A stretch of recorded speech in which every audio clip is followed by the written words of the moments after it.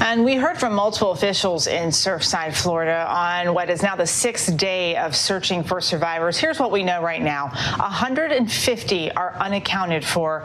11 people have lost their lives. Stephanie Ramos is in Surfside with more on this. And Stephanie, what's the latest there this afternoon?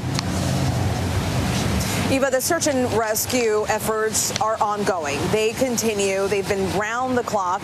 Teams working there really in 12-hour shifts. Earlier today, we heard from officials who said that 210 workers, people, are there at the site, sifting through that rubble, sifting through the wreckage. And the Miami-Dade mayor is saying that they have the resources that they need here to get the job done. So they appreciate all of the efforts made by agencies across the country, but they say that they're good right now. She feels confident that with those teams there on the ground right now, 210 people, she feels like they can finish the job. Now, we also understand that debris is being pulled out of there. So far, at least 3 million pounds of debris has been removed from the wreckage. We've actually seen many of the dump trucks drive right past here with that debris, taking that to another site where they will further inspect it, and it's all part of this really long investigation, Eva.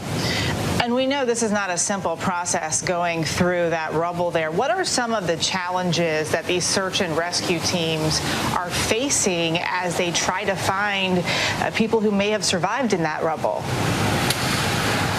They've been facing so many challenges the last couple of days, Eva, from the weather. It has been raining on and off for days. And when that happens, when we do get that torrential downpour, those teams have to pause. They have to stop for a moment and regroup. And that does not help their efforts. It has certainly hindered the operation. But also overnight, we learned that there were pieces of falling debris from the tower. So that's also a major concern for the teams that are there on the ground trying to sift through all of that. We don't want them to get hurt, so that also puts a stop to the operation for the moment until they can get that dangling debris and move that off to the side. So it's a very slow process. I've been down there to the site. I've seen those cranes moving around, the excavators, and they're moving very slowly because they have to be so methodical and so careful with each and every movement. We heard today that some of the families have asked local officials, how many days could someone survive in that rubble? What is the hope that those families have right now that family members could actually be pulled out alive? Well, Eva, that hope is fading. They have had hope for several days, but that has turned it to desperation, and they're clinging on. And officials really don't know how to answer that question. They don't know. They brought up other instances where there have been buildings that have collapsed, and there was one particular incident where they brought up of a tower in Bangladesh where some people did survive under the debris for about 17 days or so. So they're bringing up these different examples to give them that comfort that why this is a search and rescue operation still and not a recovery effort.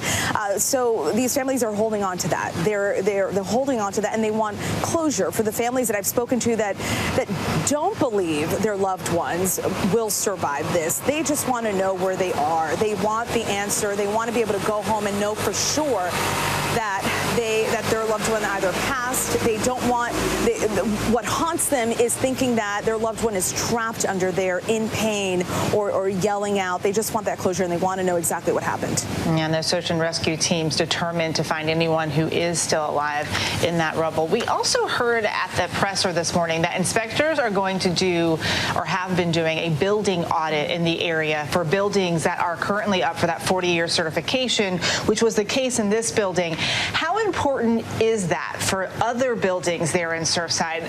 A lot of those other buildings are very similar to the one that collapsed.